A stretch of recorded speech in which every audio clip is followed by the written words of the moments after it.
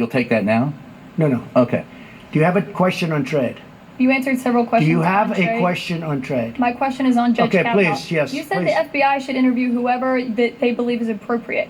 Does that include Julie Swetnick, the third accuser? And can you promise to release the full findings? Give me from your the question, FBI please.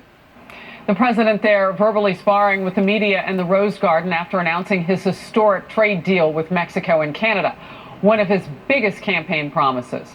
Cue the power pound. Doug Schoen, Fox News contributor, former pollster for President Bill Clinton, and Fox News political analyst Gianno Caldwell. Gianno, I'm going to start with you. The president wins when he does this with the media most days. How did he do today? Well, I thought he did fairly well. Certainly with the base, we know that the media coverage in which this president has gotten has been 90% negative. And there's been some positive things that this administration has done, which they generally don't get credit for. In this situation, we got an investigation that's going on by way of the FBI with Kavanaugh. We should let the FBI do its job and play out the process. This was a big day for the president, negotiating a deal that he said NAFTA was outdated, and now we're going to get some good things done for America. And I think it's unfair for press journalists that keep pushing this issue when they know there's a current pending investigation. So one thing, Doug, that no one can say about this president is that they don't have access to ask questions. That is true. And the president didn't say he didn't want to take those questions about Kavanaugh. He was in battle mode on this. I keep saying that, but it's true. He was ready for this. But he really wanted to talk with the American people first about what he did today for the economy. Well, this was a huge victory, whether you be a Democrat or Republican, independent, whatever. And what the president was demonstrating is what we call in the business message discipline. That is, stick to your issue, stick to your theme, and if you're going to come back to something like Kavanaugh, do it at the end. Yes.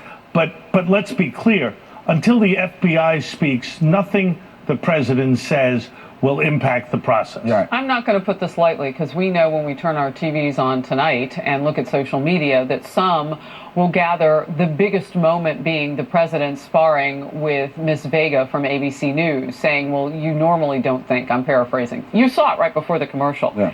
Is that within the realm of criticism for this president? No.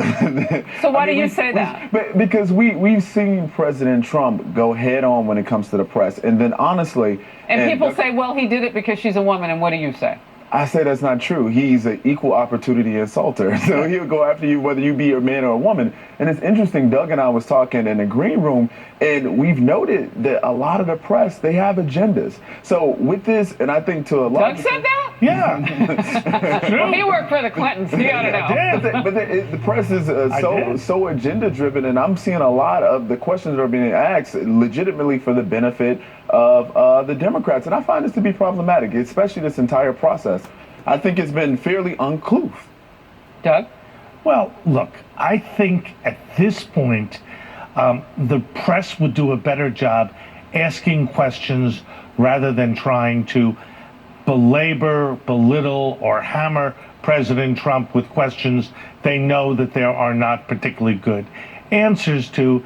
I think it actually helps the president's authenticity when he spars. And to take your question, Harris, I don't think the president's going to hurt himself at all if CNN, MSNBC puts that up and says, look at what Trump did today. I think most of fair-minded people will say, good. He's giving as good as he gets. Well, and don't miss it. When you say, Doug Schoen, it helps the president's authenticity, he can take that to the polls. Because today what he talked about was the fact that at the polls, his name may not be on the ballot this November, but he said in a way he's on the ballot via these congressional members. And you know, what I would say, he's a lot more popular than the Republican Congress, particularly Mitch McConnell and Paul Ryan. It's tough for a president in a midterm election to transfer popularity, and that's the challenge President Trump faces. Can you do it through keeping a promise of a huge trade deal and pushing NAFTA out of the way? Well, there's a lot of things in which this president has accomplished. So this administration can be proud and hold its head up high, certainly. But there's also these nuanced things that we may see on Twitter or whatever that he may say that becomes a distraction. So we're keeping that in focus. Now, what I think this trade deal does for our country is a large benefit, and it's something that we got to continue to talk about. When the president is on message, everyone benefits. I'm talking about the entire Republican Party, and that's what we really need Well, that's to see more of. interesting. Doug, last thought? Yeah, I think the country benefits. I think really we got to talk issues. And I think we need this FBI report to be objective and straightforward so we can have an up or down vote on Judge Kavanaugh as free of politics as is possible. And that's going to be very difficult. But It's going to be very difficult, but I hope that happens. Wow. You guys had quite a bonding session. Nothing wrong with that, is there? Giano and Doug, I don't see you enough. Thank you. Great I'll to be see in you. New York more often. Thank you. Good. Well, you know what? It's been a year. Las Vegas marking 1 year since the deadliest mass shooting in U.S. history. The rampage on that country music festival shocked the city there and the nation. I'll talk with an artist who was performing that night next. Stay close. On the Brett Kavanaugh confirmation battle, and the results may surprise you. Chris Darwell will explain. Plus, House Majority Whip Steve Scalise joins me. Will the Supreme Court battle be a boom or a bust for the Republicans? I'll ask him. And we'll tell you what's in the new U.S.-Mexico-Canada trade agreement, USMCA, all at the top of the Daily Briefing.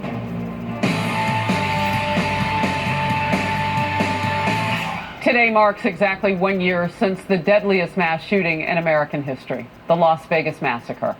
The gunman's indiscriminate firing on a country music festival from the 32nd floor of the Mandalay Bay Resort killed 58 people, injured hundreds of people. And on this 1 year later, police still don't know what turned a high-limit video poker player into a mass killer. Kaya Jones is a recording artist who was performing the night of the shooting. Kaya, 1 year, and I follow you on social media. You say it doesn't even feel like a moment has passed. I want to just get your response to this day first. It's a hard day. I'm here with my best friend. You know, we both were on stage. She was filming for me and for her, and, you know, taking footage for Big and Rich, because I was asked by Big and Rich to join their show with their veterans portion of when they pay homage to the veterans and we sing God Bless America. And it's a hard day. We don't have answers in our city. This is my hometown, so more than ever we expect them. And we know that we're going to hear some before the end of the year. That's what the FBI has stated, so we're looking forward to that information. You know, this morning, 58 seconds of silence, a moment of silence for those 58 people who perished. But Kaya, you and I have talked. There are lives that are changed forever among those injured. They survived, but that survivability has come with a price. That it does. That's a very eloquent way to put it. I think all of us have survivor's guilt. You know, a little over an hour and a half before the shooting started, I was on stage. John, Kenny, DJ Silver, you know, any of us could have been shot at any time. So there's a survivor's guilt within that. And then there's 800 people that were wounded. That's not just shot, that's also trampled from trying to flee the stage area and the festival. You know, as we look ahead, I know a lot's been done in your home city of Las Vegas and around the country. Can you talk to me about the response from the music industry in general? Because this was a huge event. There were so many people there, so much love that night for those performers. Oh, no, I mean, it was an honor that we got to sing God Bless America with those people. Some of them were singing their last song, and what an honor to be a musician, to be able to share that, because that's what music is. It's a prayer. It's an answer and a prayer. And the music industry right away, the Grammy Association right away reached out to me, as I'm a voting member of the Academy, and asked if I would like any therapy whatsoever, that they were there for me. They did the same for Al Dean and Jake and John Rich as well. So the music community has been very warm and welcoming and trying to understand. But as a community, as the city of Las Vegas, we are coming together stronger than ever. We have proven, just as within each other's community, of coming and discussing what we think happened, what we know and what we don't know. And so that's the biggest thing I want to stress, is that we do want answers. The city of Las Vegas expects them, and that we are coming together, but it shouldn't have to be this long. It shouldn't have to take this long for information that we request. You know, Kaya, it's so important and interesting and nuanced from a lot of the 1 year coverage that you bring up, you know, just in terms of fighting for those answers and how your voice and the other musicians are part of that. I just want to give you the last few seconds. We have to just remember that there's evil on this planet, and that God will prevail. And that, as a musician, as an artist, it's our job to unite and bring people together. And I think Kanye